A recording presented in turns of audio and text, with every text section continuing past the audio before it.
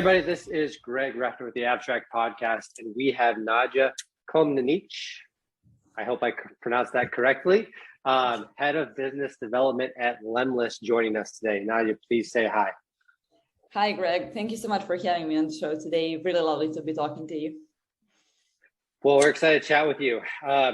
This podcast, the genesis of this podcast kind of was a result of a couple of conversations that we had, really the last one, when we were starting to talk about like social media, and you've seen your kind of personal brand grow just exponentially over the past year. And we were kind of talking about different posts and how you sometimes analyze posts for a while before you actually push them out. And it's all kind of part of social selling and kind of progressing your career. And the question kind of popped up in my mind of how do you go about being authentic and true to yourself while also taking into account things like social topics, economic topics, being politically correct. Like there's a lot of things that I often don't post because I think it might ruffle some feathers the wrong way. And so we're going to kind of dive into how you go about formulating the topics you want to write about, and then kind of curating that content in a way that doesn't take away from who you are, but also takes those things into consideration. So yeah, that was a long-winded way of saying we're going to talk about how to post on social media without blowing up your career, basically. So I love the topic. And obviously, like when we start talking about this, I cannot say that I'm an expert in this. Obviously, like, this is a very like topic that is tricky to address. And even like right now, us talking on this podcast kind of makes me nervous in terms of, can I say these things? Can I not say these things? Like, what is politically correct? Can I be open? Am I being too open? And this is what we're seeing also when we're posting on LinkedIn or any other social media. I would say that, as we've talked about before, like in our recent chats, right now, like it's very hard to be authentic and vulnerable and really like speak up and like be open about the topics that you want to address without stepping on somebody's toes. I think that obviously people are very sensitive today, which is obviously for a good reason. Like historically, like what's been happening, these topics right now are really hot topics, and we kind of want to address them, but we are scared how to address them. To go back to like to the initial part of your question, which is like how to be authentic and vulnerable. When I started like posting on my LinkedIn in the first place, and I started building my brand, I was kind of following what everybody else was doing. So I was really like copy pasting like in my posts, you weren't really able to kind of figure out my personality, my point of view, in general, my way of thinking about certain topics.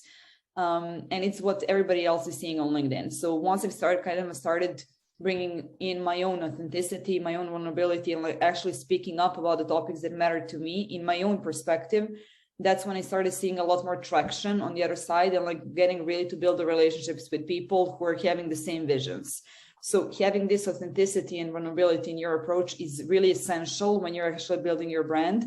However, when it comes to actually doing it and how you do it, it's a different topic, because definitely you need to be careful about what you post. So what I would say is definitely first, like when it comes to your company that you're working for, make sure that whatever you're posting is aligned with your company values. So really be aware that you're not, let's say maybe your startup that you're working for is really hustle culture based. You speaking about against hustle culture in the first place is definitely not something that would be seen as a good thing in your company's eyes. So obviously make sure that your posts are aligned with your company's values. If what you're thinking and having in mind and your original voice is not aligned with your company's values, again, I think that's a topic and an issue that you have in whether you're working for a proper organization in the first place. Yeah. So on the company side, I think as long as you're kind of being aligned with the core values and kind of avoiding some topics that you might have discussed previously with your marketing manager or CEO, and they've told you, okay, stay away from these topics. it's a good question to ask, actually. If you're building your brand, talk to your CEO, talk to your CMO, talk to the people and ask what are the topics that you should avoid. And then when it comes, like, I'm a very huge women empowerment advocate. So like I'm constantly talking about like women rights, women in business, etc. And right now, me as a woman who wants to talk about women empowerment and women in business, I myself find myself oftentimes writing my LinkedIn posts and re-editing them like 10 times, simply because I'm afraid that women actually will take it in a wrong way. So when you're actually writing these posts, really take a look at every single word that you're writing. I know that it is not something that we love to do, but try to think from a different perspective, how it can be heard, how it can be perceived, and try to really make it as direct in a way that what your opinions are, and try to stay kind of a 3 times think about how it can be perceived and heard. And if there is any objections that come to your mind, okay, they might think this, they might think this, address those objections and tell them like, okay, you might be thinking that right now what I'm meaning is this and this and this, I'm not. So really like getting that objection out of the way, I think in the first place is really essential when you're writing. Even longer answer to your long question. So let's talk about that a little bit, because I often find myself like, there'll be things that I want to write and I know it's not gonna go over well. Like some of the topics, some of the things that I want to that I just kind of think about writing, I'm like, nope, just not even gonna bother writing that, because it's it could hurt our brand, Abstract's brand. It's probably gonna ruffle some feathers and some people are probably gonna be pissed off at me. So in that case, how do I go about, like, because I'm not good at posting on social. Like I don't have an Instagram, I don't have a Facebook, don't have a Twitter, don't have Snapchat. Like I have LinkedIn, and like it takes a lot for me to want to post because I feel like I can't be authentic. So how do I balance that? Like what steps do I take to start to kind of progress down that road? I would say that the biggest thing that for me as well, I was in a spot where I was afraid to post anything, not because I was thinking that it would ruffle some feathers. It was more that I was afraid just to kind of be out there and like post anything. But the biggest thing that has changed for me is the mindset in terms of, is this the topic that if I address it and I talk about it openly, will actually make an impact on the world or on the people that are going through the same things? So oftentimes I was finding myself like, maybe this is not, for example, right now I made a post about companies that are hiring women and they're insisting to hire women leaders. And I've started receiving questions from young women that were complaining basically about being afraid that they're just being hired for the fact that they're a woman. And this might be a post that I would kind of typically stay away from, because you're attacking HR, you're addressing the topic that is a bit not clear at the end of the day. But my motivation for actually posting at the end of the day is I knew that there are a lot of women out there that are facing the same pains. Nobody's talking about it, and we need to talk about it, because if we don't talk about it, it's always going to be this stigma around it, and somebody needs to start. Sometimes even negative publicity is a good publicity, because you will attract people who are aligned with what you're thinking, and those who are not, I mean, do you really even care? And do you want them as customers at the end of the day? And when they actually start commenting and bringing up their own opinions, you still have a chance to justify your way of thinking in the comments. So it's not going to be like you're done, you posted, and then like whatever, they will just take it wherever they want to go. You can always address the questions in the comments and like further explain your point of view, and healthy discussion at the end of the day. So let's back up a little bit. What was the catalyst where that kind of got you in this mindset of wanting to engage on social and build a brand in the first place? Because I talk with a lot of people who want to do it, but they often maybe like they need that final push or that nudge to actually go and do it. So what was that for you? For me, it was two reasons. One of the reasons, first reason was actually my CEO, who has built the company from grounds up, literally through brand, and that's how we grow so fast. So when he hired me, it was one of the things that he kind of mentioned, okay, we want to start building your personal brand, etc., which was kind of a task rather than like a motivation. But my motivation itself came from the fact that I come from Serbia originally, and I was addressing US market, where I don't have like ability to just go in the networking events, meet people, and actually get to know people out there. So my only way to actually become visible in their eyes was actually to build my brand. So my motivation in this case was obviously like me wanting to go out there and like be present in this scene as well, but also on the other side, like be an example and a role model for people that come from different backgrounds that are also like not present in their target territory, and inspire them to follow that lead as well. Because I do believe that this is the strongest thing that you can do if you're actually looking to go international and actually be seen and heard. Okay, interesting. Okay, so it was kind of like you were nudged by your boss to go and kind of build that brand, and you recognize that you were going to have some challenges that maybe a SDR here in the United States wouldn't have, just because you're halfway around the world. Have you seen an impact on your success by investing in building your personal brand? I would say that the biggest impact anything has had on my career was actually this, not only in terms of it. And I would say that it's not only for people coming from different backgrounds. So like even SDR in US right now, just imagine how many SDRs exist in the world. For you to be able to differentiate yourself, you need to be different in some way. When you're reaching out to your prospects, they will get your personality from your LinkedIn even before they jump on a demo with you. So the impact that it has had is not only through sales. So obviously, like I was able to generate a bunch of sales and revenue for the company, but also my network right now is so extensive that I am able to first get mentors at any point. I'm able to network with people, get advice, job offers I'm not even looking for. They're coming to me every single day. So like you're getting this inbound of job offers, of leads, of networking opportunities, of anything that you can possibly imagine. And at the end of the day, you will not have to have a CV ever again in your life. You will have your LinkedIn profile, and obviously like opportunity to speak with you on the podcast today and all the other events and webinars. I ended up like speaking on the biggest conferences in sales in US, even though I come from a completely different background. I'm not there. Still, I'm the one being invited because of my brand at the end of the day. That's awesome. That's awesome. All right. So let's do some tactical exercises where we leave our listeners with maybe 2 or 3 things that they can go and actually kind of do as a way to start kind of putting themselves out there. So let's say I have something that I want to talk about.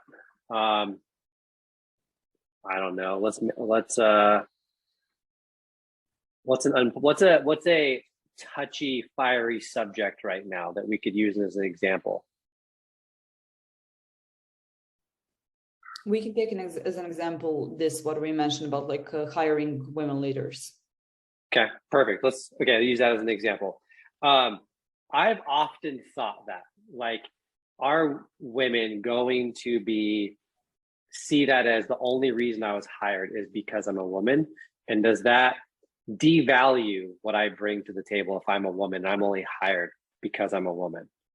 How do you go about formulating that post?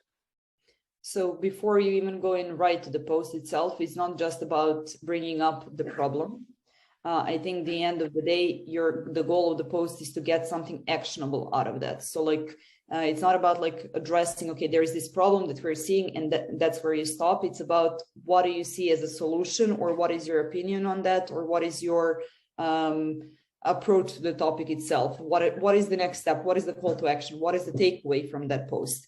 And when you have that idea, okay, for example, in my scenario here, my advice was for women to accept those roles and then prove in the job itself that what they bring in is not just the diversity into the company, it's that they're having skills, and that's how we can change the world long term. So like it started with a problem. I addressed the issue that is facing, and then I've given my insight and the call to action or the actionable tip at the end of the day. And this is where I see the problems with most posts on LinkedIn, is that people just talk about problems, but there is no actionable thing behind it, or any original idea or anything that you can actually take out of that post. There's no call to action or like, here's how to solve it type of thing. Exactly. Like your idea at the end, before you even start writing, you need to kind of have in mind, what do I want people after reading my post to walk away from? Like what is the vibe? What is the message that I want them to walk away after reading the post itself? Okay, so I'm going to play devil's advocate here. Okay, you have a man and a woman. You're trying to hire more women for diversity. The man is exponentially more qualified than the woman is. Do you still hire the woman just to bring in that layer of diversity? I would say that that would be the disadvantage to both parties. So like both to the woman that was hired, and will never, no matter right now, look the level of skills, she will always be perceived as, yeah, she's good, but he could have done a better job. And on the other side, like obviously to the person that was more qualified but wasn't hired. So I do think that obviously recruiters have a very hard job today, because they need to balance this out. I'm not saying like I have a solution for that. I'm just saying that when actually hiring, you need to obviously take into account the skills and qualifications, and not only the gender of the person that you're hiring. See, this is why I don't post stuff, because like there's no right answer to that. Like both answers suck. Like the post itself that you could write is like, if you have this topic and you don't have an answer, is to ask the question and start the discussion itself. Because I do feel that the posts that are actually more driving into the healthy discussions are more beneficial than just like statements. And including recruiters, tagging recruiters that are actually facing this and asking for their opinion on this topic is what will actually matter. So like, for example, right now you're probably hiring. You might be thinking, okay, guys, I have no idea what to do, because I need to hire right now in my team. I want to hire a woman. I want to be like open to have a diverse team. However, how do I approach this, etc. And then potentially tagging people that can actually bring some actionable advice into the topic. I like that. So if you don't have a solution, right, look to your network, look to LinkedIn as a way to try to kind of get that. I'm part of a Modern Sales Pros email group, and the stuff that comes into that group when people ask questions is just phenomenal. I feel like it's a little bit more intimate because it's not, out in public for everybody to see. Granted, there's like 20,000 people on that email list, so like it's pretty damn public, but it feels more safe, I guess, in my mind, than a LinkedIn post. So maybe I just need to get over myself and start throwing some stuff out there and see how people respond to it. I think we can take a look at the Elon Musk's Twitter, which is quite risky in terms of the posts and tweets. But first of all, he was able to, like, I created Twitter only because of him, because I was actually looking to see what he's posting. So you're generating awareness and you're generating this attraction for people to actually want to see what you're posting, even though sometimes they might not agree with that. And on the other side, like I do believe that you can still raise those, just raising the questions that people don't address is like a first step, and it might be enough in this stage of time, because people are just silent and everybody's thinking it, nobody's talking about it, and somebody needs to start talking about these topics. So it's interesting when, like, I'll get on calls with people and we'll have intimate conversations, and the more you start to realize, the more people open up, the more you realize there's more to them than kind of the persona they put out on social media, especially LinkedIn, like Instagram, Facebook. I'm sure those are very different. I've often thought about doing this post where I kind of tag people and I say, show me what's on the other side of your camera. Like, what's on the wall that you look at every day those are the things that you probably enjoy. Those are the things you probably care about. Like, what's not the pretty picture that you put behind you to make you look professional? We had a podcast with Kevin Hop a couple weeks ago, and it was like he had like an open bar in his garage and like skateboards, and like he was like, yeah, this is all the fun stuff. Like I wish, and again, maybe it's something I need to do, just kind of get over myself, but I kind of wish LinkedIn was a little bit more, we talk about diversity, we talk about inclusion, but if you have an unpopular opinion or you do things that aren't like socially acceptable, you're quickly shunned, on LinkedIn, as opposed to celebrated on Facebook or Instagram. Definitely. And right now, like we've talked about this, and actually you brought the topic up. It's not only that people are not posting, is that LinkedIn is banning those posts and is about to ban even more. So these topics are going to be like even less easy to discuss. But I do believe that these topics shouldn't only belong on Facebook or Instagram or when you're talking to your friends, because those are the topics that are addressing really highly and very impactfully your work life and your business life. And it's mostly where we see these inequalities happening. So we need to put it out there, and it needs to be in front of the CEOs, CMOs, in front of the executives, in front of the C-level. And as many people, the more people talk about it, the more it will actually go into their minds and be like change the perspective. And I do believe this is what happened with remote work, because I do believe that as soon as COVID was over, everybody wanted, like every CEO was like, okay, get back to the office. I want to see you every day by your desk, etc. But having 2 years of lockdown and people posting consistently about what they enjoy about remote work, they weren't able to do that easily, and obviously they have to this new reality. I knew people weren't going back to the office. Like I talked with a lot of people like, oh, everybody's going to want to come back to the office. Yeah, you're telling me people enjoy sitting in the car half an hour on the way to work, half an hour on the way home. Like I get to make fresh lunch every day on my stove. Like, do you think I want to go reheat stuff out of Tupperware in the microwave and when my coworker's making salmon in the microwave right before? No, I don't want to do that. Like that sucks. So yeah, I knew that I knew no one was going back to the office.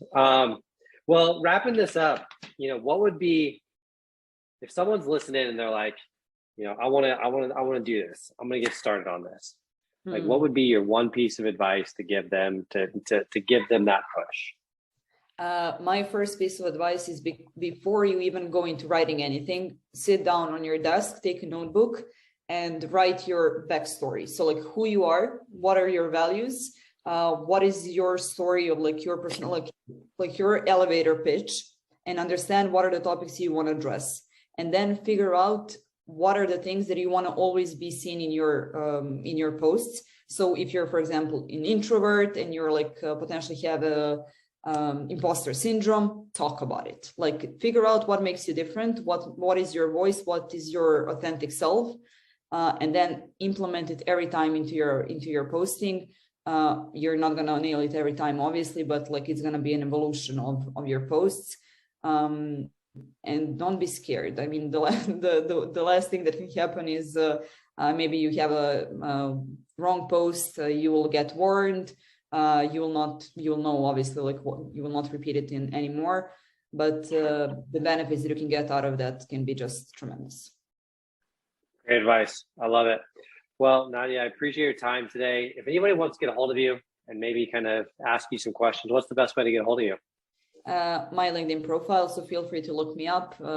If obviously Greg pronounced my name properly, so you're going to be able to find me on LinkedIn. Happy to chat anytime. Feel free to reach out. Happy to help with personal branding as well if somebody needs help. So yeah. Cool. Awesome. Well, great chat today.